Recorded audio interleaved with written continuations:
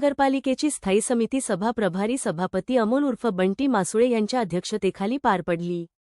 यावेळी उपायुक्त हेमंत निकम, सचिव मनोज वाघ, शहर अभियंता चंद्रकांत उगले, विविध विभागांचे प्रमुख अधिकारी तसेच स्थायी समितीचे सर्वपक्षीय सदस्य उपस्थित होते। सभेत एकूण 6 विषयांवर चर्चा करून त्यांना मंजुरी देण्यात आली। मंजूर झालेल्या विषयांपैकी 4 विषय हे महापालिकेच्या वतीने न्यायालयीन कामकाज पाहणाऱ्या वकिलांच्या मानधन व फी संदर्भातील होते। दरम्यान स्थायी समिती सदस्य आमिर पठाण यांनी प्रभाग क्रमांक 19 मधील विविध नागरी समस्यांकडे प्रशासनाचे लक्ष वेधले। प्रभागातील एका कुटुंबातील 3 सदस्यांना डेंग्यूची लागण झाल्याचे सांगत त्यांनी तातडीने फवारणी करण्याची मागणी केली। फवारणीसाठी वाहने उपलब्ध असली तरी चालक नसल्याने काम होत नसल्याचा मुद्दा उपस्थित करत आवश्यक असल्यास हँडपंपद्वारे फवारणी करण्याची मागणी त्यांनी केली। यावर उपायुक्त हेमंत निकम यांनी आजपासून संबंधित भागात फॉगिंग आणि फवारणीची मोहीम सुरू करण्यात येईल असे आश्वासन दिले। याचबरोबर प्रभागात वाढलेल्या पिसाळलेल्या कुत्र्यांच्या समस्येचाही मुद्दा आमिर पठाण यांनी सभेत मांडला। त्यावर उपायुक्त निकम यांनी अशा कुत्र्यांना पकडून पिंजऱ्यात बंद करण्याची कारवाई करण्यात येईल असे स्पष्ट केले। प्रभागातील ड्रेनेज लाईनच्या रखडलेल्या कामाबाबतही पठाण यांनी प्रश्न उपस्थित केला। यावर उत्तर देताना उपायुक्त निकम यांनी संबंधित काम गुजरातमधील ठेकेदाराकडे असून कृष्ण जन्माष्टमीच्या निमित्ताने त्यांचे सुमारे 60 मजूर गावी गेल्यामुळे काम काही दिवसांपासून थांबले असल्याचे सांगितले। तसेच 40गाव रोड चौफोली व वडजाई रोड परिसरात नवीन पथदिवे बसविण्याची मागणीही आमिर पठाण यांनी सभेत केली। या मागण्यांबाबत प्रशासनाने सकारात्मक भूमिका घेत आवश्यक कार्यवाही करण्याचे संकेत दिले। फॉगिंग के वो छोटी नई बड़ी गाड़ी अवेलेबल होती है और छोटी कार जो हैंडपंप है वो जरूरी थी, लेकिन अभी तक की नई गाड़ी है अपने पास में, अभी तक के उनके पास में ना ड्राइवर अवेलेबल हो रहे ना हैंडपंप चलाने वाले। कब तक के अभी डेंगू के पेशेंट घर में अभी तक के उसको ना फॉगिंग हुआ है वहाँ पे ना अपना कोई अधिकारी आकर उस पर विजिट करके आया हुआ है।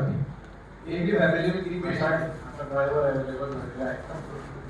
आजपासून आपलं काम चालू आहे। जो एरियामध्ये आजच माणसं पाठवतो आणि सगळ्या पूर्ण एरिया जो आहे तो फॉगिंग करून द्यायला होतो, ऑर्बिटिंग करून द्यायला होतो आणि कंटेनर सर्वे करतो।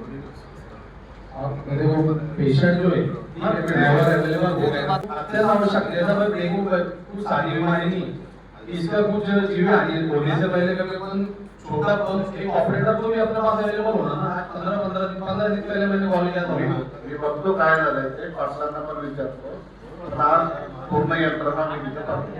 और एक जो है डॉग का इशू, डॉग गाड़ी अपनी चालू है, डॉग उठा के लेके भी जा रहे हो, प्रक्रिया भी कर रहे, लेकिन एक विषय बहुत सोचने की बात है, जो पिसाड़ेले कुत्ते जो काटने वाले जो परेशान कर रहे वो लोग वो डॉग को उठा के नहीं लेके आते क्योंकि उनके हाथ में नहीं आते।